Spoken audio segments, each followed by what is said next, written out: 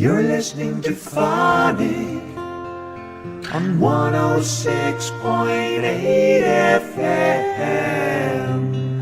Listening to Phonic Radio.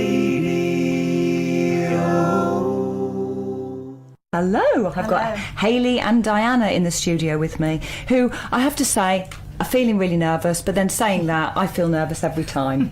Everyone say, you've been doing it a couple of years now, you should be fine, but it is nerve-wracking, so welcome. Thank you. Hi Hailei and hi Diana. Hello. Hi. Yeah, let's just move the microphone forward, So, do you want to just sort of introduce your... I know you're on maternity leave at the moment, aren't you? Yeah. And then you do 1 day a month, is it, that you go in and kind of get used to going back to work, really? Yeah, I suppose, and just keep up to date what's happening in the home. Obviously, things change quite quickly, don't they? Different clients and lots of different training, so I just keep my foot in the door and see everyone and keep up to date, Yeah, and then you're back at sort of more hours and things in September, is that right? Yeah, I'm back full-time in September, and I'm back 1 day a week in August. Slow transition back. Yeah. How many little ones have you got? Is that your first or your second? My second. Your second. And are they quite close in age? I've got a 3.5-year-old, and obviously, well, she's 6 months now, so... 6 months. Oh, yeah. Lovely. Going so this is Hailei, who works at Lucerne Care Home, and I've got Diana here as well. Hello. And Diana, you're a trained nurse, aren't you? I am, yeah, psychiatric nurse. Yeah, but you've been very involved in dementia, and you've got a real passion. There's a lot of energy and passion in the room here. There always is around dementia, and that's been a big part of your life, hasn't it? Yeah. So welcome, thank you.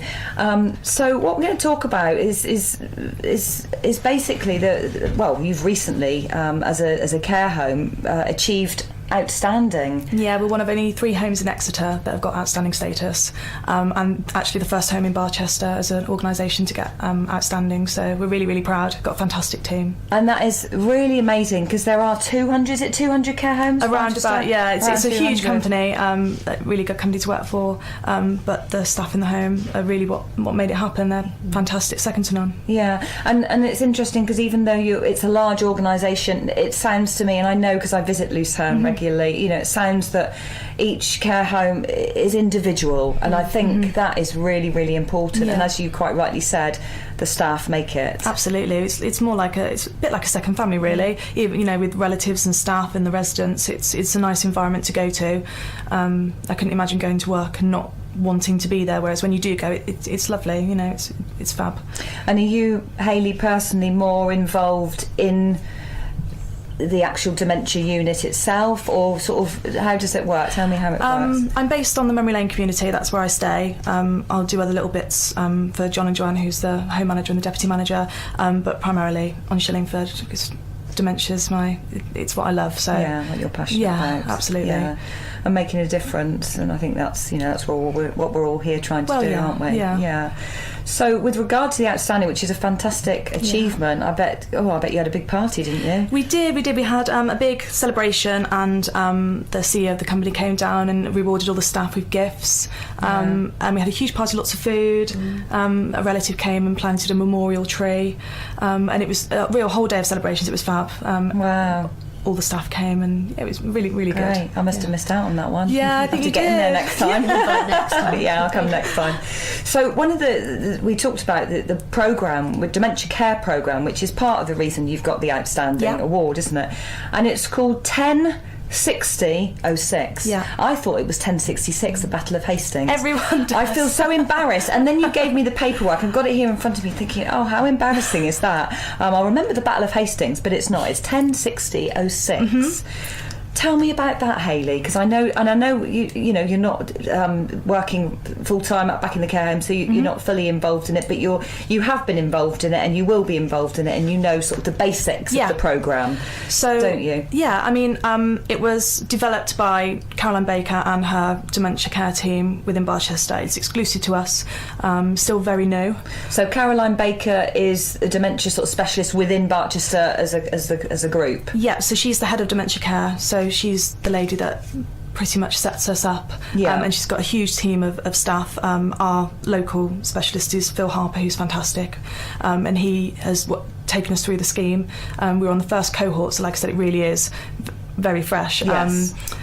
But we're seeing lots of fantastic results. So we're seeing a reduction in client stress, a reduction in the use of harmful medications, increased weight because obviously diet and fluid intake's a lot better, reduction in falls, and just a general increase in well-being because we're looking at the person truly holistically with the model of care we're doing, because it's different for each home, so each home has different components. So it's not a generic scheme where they say, this is what you're going to do, these are the schemes you're going to put in place. This, it's not like that. It's very much tailored to the home and what we think is going to work best. And then obviously we can then change that as the unit changes, because it does. The dynamics changes all the time.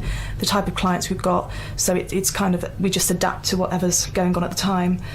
So you're talking about individualised plans, really, for each person that is living with dementia in the home. And some of them are living with quite severe dementia, aren't they? Yeah, so we've got a real broad spectrum of clients, really. We've got clients that are kind of in the early stages but need that secure nursing care now, and then people who are at the very end stages of their dementia and their journey, and we can obviously provide the end-of-life care as well. So there's a real vast array of clients, isn't there? And it's fantastic. We've got so many different characters, and so that's why the personalised care is so important, really. And the therapies that we're offering, so we have sort of music therapy, we've got a massage therapist who comes in, beauty therapist. We're doing physical activity several times a week to help improve well-being. The more we keep people moving, the better, really. It helps promote their independence. So yeah, which is brilliant. So the actual, I'm looking at the leaflet here. What does 106006 stand for? Can you sort of give me a summary that people that are listening are thinking, well, what is this 106006? It's a bit of a minefield because, like I said, it is so individual to each home. So there's, as you can see, there's 10 key things that we look at across the home. Then there's 60 components that we are assessed on. So that will be looking at the environment, nutrition, care plans, medication, falls, and how we're assessing those. And then the 6 interventions. So for us, the interventions we're doing, we've got physical activities. So we're doing physio, I think, is it once a week now with Peter and Alex? We're doing the memory cafe as an intervention. We've got the beauty therapist who comes in. So we've got lots of things going on in the home. So what you're saying is basically, like, for example, the 6 interventions there, these are available, and then people can access them as will you sort of sit down with the person when they come into the Shillingford unit and sort of say, right, we'll try and work out with them and with their care partner or their family member, significant other, what they might need, what might be helpful for them. Yeah, that's the most important thing, is that even as part of the pre-admission process, that's what we're looking at. What can we meet this person's needs? Have we got the facilities in place to do that? What are we going to do for them when they come in? So we have a gentleman at the moment that's planning on going swimming soon in Newton Abbot. It's not something that normally we would facilitate because it's not really been a need, but now it is, so we're going to facilitate it. Brilliant. So I think that's really important, because I know things have changed a lot in care homes. They really have over the years, but it's great that people are being able to, they live in a care home, that's their home, but they're also able to be out more in the community, because years ago the reality is they weren't. That is reality. It would be always the community coming in, which is great and it has to happen, but also people need to get out as well, don't they? Yeah, I mean, Alex, who's the head of activities, he's got a fantastic relationship within the community, and I think that's also what the CQC really likes, because in Alphington Village we've got a fantastic relationship with the church, and with the community services that provide. So we are going, we've got a pub just down the road. They're very understanding of our clients. They're able to puree food for us. If we order food in advance, they'll have it ready when we get there, so that there's no opportunity for people to become anxious and fractious about being in a new environment. We've got Chatterbox Cafe, the Lunchbox Cafe, the GP surgeries on our doorstep. Everything's really there. It's a real community. Absolutely, isn't it? and that's what's fantastic, and that's another reason why we feel, maybe a little bit biased, but Lucerne is truly a home and not a care home as such, because people go there, people go home and then actually want to come back and stay, that which is fantastic. And we've had residents come in, and then most people come in through word of mouth because they hear about the fantastic work we're doing, which is great. Normally there's someone who'll recommend us, which is fab. Which is brilliant. So going back to 106006, so we talked about, we've gone back to front, but that's fine. I do that often in life. I read books, start reading at the back and then go forward. So the 6 interventions, then at the top one is 10 key things that we must see across the home, including all staff having completed a course on understanding dementia care. And is that something that Caroline would facilitate? Is it Caroline you said who's head of dementia? Or does she have sort of facilitators in areas across the group? Or so our regional specialist Phil Harper has Phil, he's trained all of our staff, so he's a dementia care specialist, he's a mental health nurse, he's worked in a vast array of environments. He's provided all of our training to all of our memory lane staff and staff around the home, so it's someone who truly knows what they're doing and has a lot of knowledge, and they've then transferred it to our staff. It's one of the key things is obviously that 90% of our staff do have the relevant training to understand what we're really trying to achieve. As I said before, we used to follow a similar, a model similar to Tom Kitwood, but now we're moving on with some real groundbreaking research from the University of New York, and that's how they developed 1066. And so far, it's absolutely fantastic. There's things we're doing now that perhaps we probably wouldn't have thought about doing before.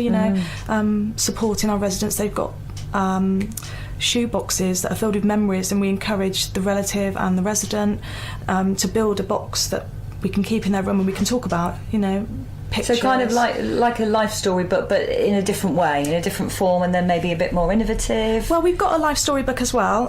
We still use This Is Me because lots of people come in with a This Is Me book, but we've got a big book now that we use, and in there we can document things that it's not a care plan, but it almost is. So if someone makes a nice funny anecdote or says something they haven't said in a while, we can note it in there so that relatives can look and go, oh wow, mum did that. And it's quite nice because when mum or dad's journey does inevitably come to an end, there's things in there that maybe they might not have seen, but that it happened. And we don't just fill it all out in one go. It's done over a period of time, and everyone's got input. The key workers named nurses, as I said, the relatives and the resident themselves. What we find now is lots of clients do come in much more advanced than they used to, so it makes this kind of thing a bit more difficult, but the relatives are fantastic. They get involved, and we've got a real lovely group of relatives. They come in regularly, almost every day. They're like an extended family, aren't they, Di? Which is lovely, isn't it? Absolutely.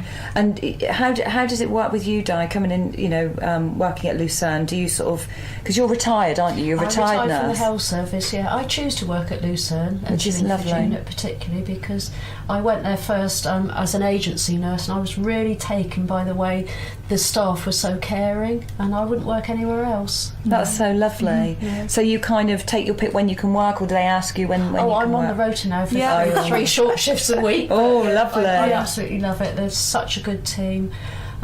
Even the young people in the team are so good with the residents, so genuinely caring. The team we've got are truly fantastic, and that's what makes Lucerne House Lucerne, because the carers are there because they truly care. They're passionate. They come in on their days off. They work extra hours when they want to. The relatives love them, and it really is like a second family. Like I said, it's just fantastic. That's brilliant. So what would when you're working on a shift, Di, what would you be doing? Are you working always in the Shillingfords? I always work within Shillingford because dementia has been my specialism for many years, and it's also my passion. I wouldn't want to work anywhere else. It's so fulfilling. It's so funny. That might be strange to say that. No, absolutely. There's a lot of humour in dementia, isn't there? It has to be funny. I'm actually a trained nurse. I'm qualified. I can do the medications and things. I often do the medications, but I really enjoy doing the breakfasts and just interacting with people, being with the residents. It's just so fulfilling. And I can vouch for that because I go to Lucerne quite a lot, and we said, didn't we, Hayley, that in the autumn when you're back full time, I'll come in for a day or half a day and just see a bit more of what's going on. Absolutely. Because I just find it really, really good. And also because I'm doing a lot of work in the community, I'm able to share. So, and a lot of people, they don't know what happens in the care home, and they might think, where am I going to put my mum, or where would my dad like to go? So I just think it's really helpful for me to get more of an understanding of how it works day to day, really. Absolutely. And it's good, to see different environments, because different homes work in different ways. The model of care we're providing now, as I said, it's they're trying to lead the way in the industry now. now, and it's moved away from how we used to have a memory lane that was built up with lots of, we had a post office and a bus stop, but what we're finding now is that it's false, because the clients can't interact, and is it causing distress? I think in a way that was more confusing absolutely at times. No. It's interesting, isn't it, because I know we touched on that when I came and saw you a few weeks ago, and I go to a few care homes and I see some that have got that, the bus stop and the post office and the reminiscent shops, and then others that don't, and it's it's where do you meet? How do you work out what works? I found it was good for promoting conversation with people and getting them to talk about their past, but it could give people a sense of frustration, because literally people queue up sometimes, wouldn't they? And that's cruel, isn't it, really? You had a lady stood at the bus stop because it had the A bus route. Obviously we kept everything local, and it had an A on the bus stop, and while I'm waiting here to go home, I've got to go home, I've got to go to my mum. How do you say, well, you can't go home to mum? The poor lady's going to stand there for hours, and she would, because sometimes she may forget why she was stood there or why she needs to go home, but those feelings they stick around, and then it just has a real knock-on effect. And as you know, one person, it can then have a huge knock-on effect on the environment. So you recognise that. So when did that change then, and who sort of thought, that needs changing? Did that happen over a period of time? It did. It was part of the 1066 with, as I said, with the environment. So you'll probably see we've got one green corridor and one yellow, and the colours blend in, so our doors are white to identify that it's a bedroom door. Clinical rooms, so the nurses station, the sluice, and where we keep our clinical equipment, they're the colour of the walls to blend in, so that the clients may not necessarily realise what's that door there for, and start, because people banging on doors, it can be quite distressing. Why won't you let me in there? Why can't I go in? Why is there a lock on the door? Why is it say staff only? I'm staff. And as part of the 1066, they recognise that, also they need to, that clients are coming in younger and younger. So having 30s, 40s, 50s, we've got quite a young gentleman at the moment that really that's not his era. No. And can you imagine going into that environment and not really, why relating to what's it? Steptoes doing there, and what's that, and why is everything in shillings, and So it can be confusing, which is why they've moved forward with the environment change, and as opposed to creating false shop windows. We used to have a fire station with a pole and a fireman's outfit, but we've moved forward, and so it may not look as it used to, but it serves a different purpose now. And that's through groundbreaking research, as you said, at the University of New York, did you say? Yeah, I believe that's who they're working with. We went on the programme late last year, and we got accredited in February, I believe, wasn't it? But really it's all about the training of staff and using new tools. So we're using tools like the Cornell Depression Scale to identify depression and distress and the need to use medications. We're using a pain ad to identify pain. Which is a really, I find that very interesting, how pain is, absolutely, identified. Lots of distress can come from pain because people can't vocalise it. They don't know, it could be that they're rubbing their knees or their arms or, scratching their head, or you just don't know. And what we do now is we assess pain monthly or sooner if we need to. So as each care plan is, obviously, we update them every month and look at all the care plans, make sure they're still in date and that obviously the information is still relevant. And as part of that, we're now looking at pain and distress and well-being. How much are they integrating with the environment around them? What's changed? Because if you check monthly or sooner if you need to, you can see changes and patterns. And if there is a decline, you can see it. Instead of going, oh, so-and-so is a bit different, what's wrong? But if we're assessing it properly and evidencing it, and we've got new tools that we're using to monitor individuals for distress, and then care planning, why they're distressed, what can we do differently next time, and it's really fantastic, and it can help the professionals that are coming in, like CPNs or social services, that are also trying to identify what's causing the person to live with distress.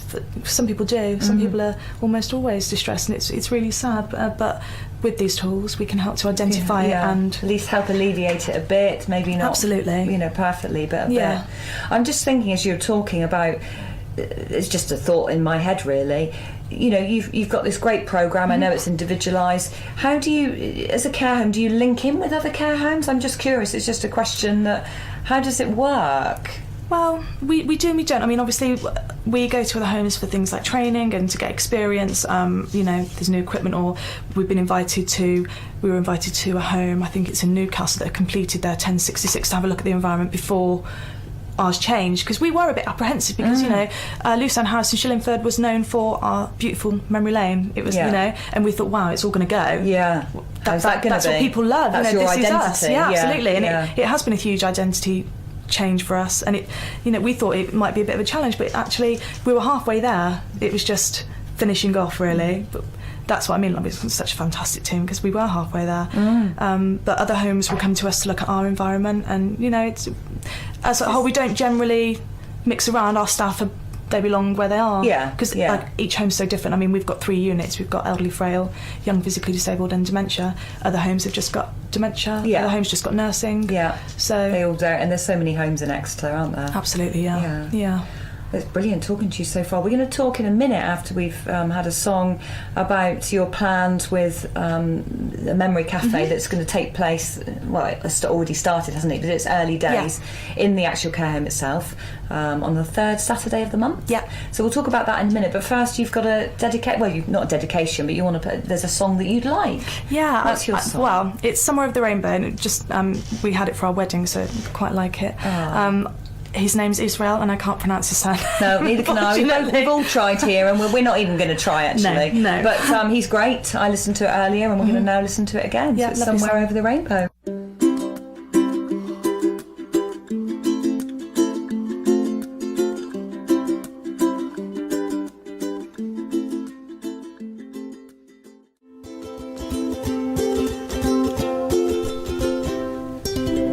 106.8 Alternative Entertainment with presenters that care. That was great. It was "Somewhere Over the Rainbow." Yeah, I heard that version. I think it was for the first time earlier on. Just thought I'd check it out. It's fab, isn't it? It's really good. Yeah, really. There's some amazing versions of that, isn't there? Really, absolutely. Yeah.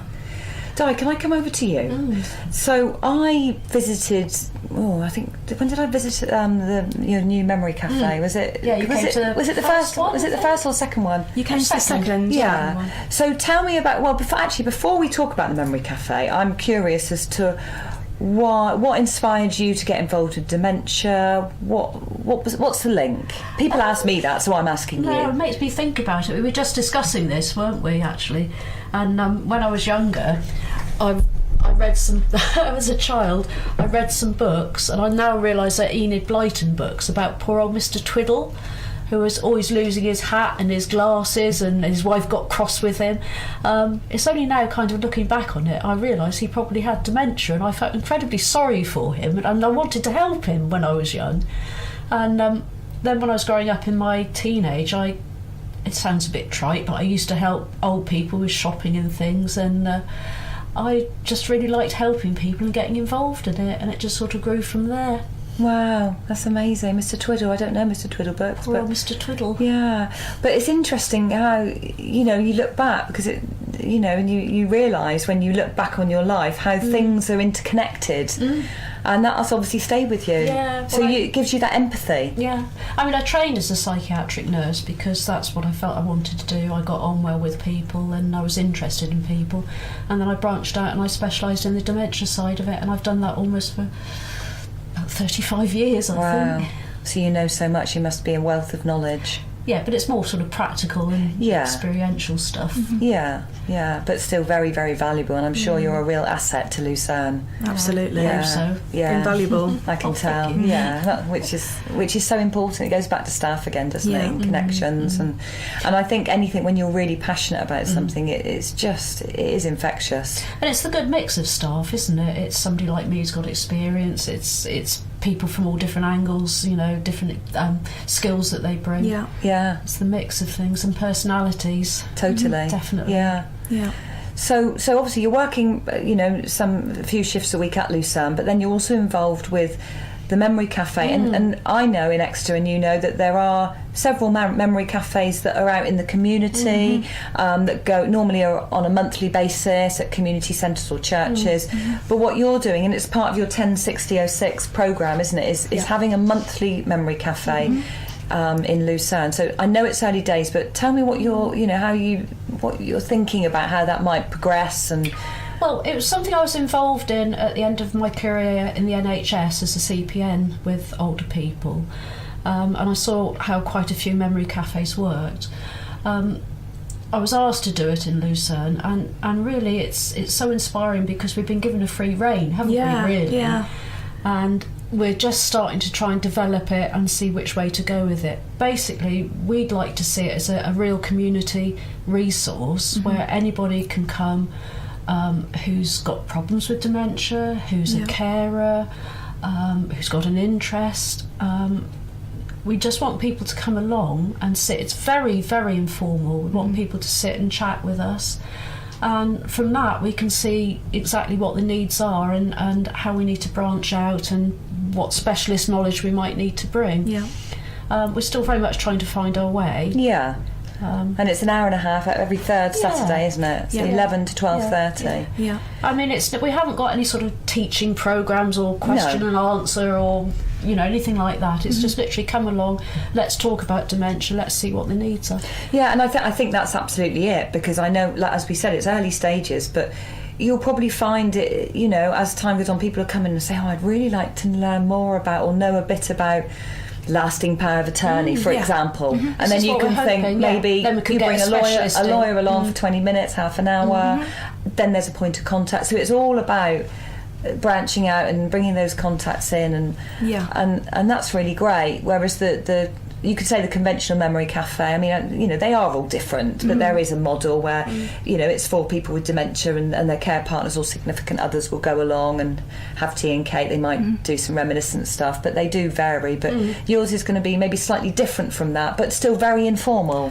Yes, I think we want to keep the informal thing. I mean, I one of my passionate beliefs is people need people. Yeah. And the best tool that you have in your kit is your own personality, your skills, your experience. And the statutory services, brilliant as they are, don't necessarily have the time to sit down, to talk, to listen, and just sort of soak things up. And we can do that, and we want to do that. And I think that's great, because that reminds me of when we were saying when I came along, I'd not met either of you before, and I came along, and obviously there weren't that many people there, but it was the first one. Tea and cake, it was informal, and it just felt lovely. Oh, thank you. Yeah, no, it did, it really was, and I'll certainly try and get along, and when I can, but also I'll share it with other people, because I want people to understand, which is one of the reasons I got you on here as well, to understand what it is, rather than them thinking about what they think it is. So again, it's about transforming perceptions. Rather than thinking, it's a memory cafe at Lucerne, that's just for, I can say, well, actually, it's not. We want it to be a community thing. I don't want people to think we're trying to get people into the home or anything. It's just a service for the community and to help people with dementia. Yeah, I think what's fantastic about having the memory cafe at Lucerne as well is that when people are choosing or looking at the option that maybe mum, dad, husband, wife's going to have to go to a home, they can come in and have a look around, or they can talk to staff that do this day in, day out and find out what's normal, where can they get more information. Whereas, perhaps maybe that's not offered elsewhere. I think we're quite lucky in that respect, aren't we? That we can offer that information. So it's onwards and upwards. Yeah. And the next one will be when in August? It's actually Saturday the 26th. Is it 26th? 26th, I think. Oh, so it's a later one rather than the third third Saturday. Oh, maybe it is the third, I know that's the bank holiday weekend, that one, so people can come along. So have you got your website details we can share with people just to... Yep. Don't worry if you haven't. People can Google Lucerne Care Home in Exeter. You can, you can go on the Barchester website.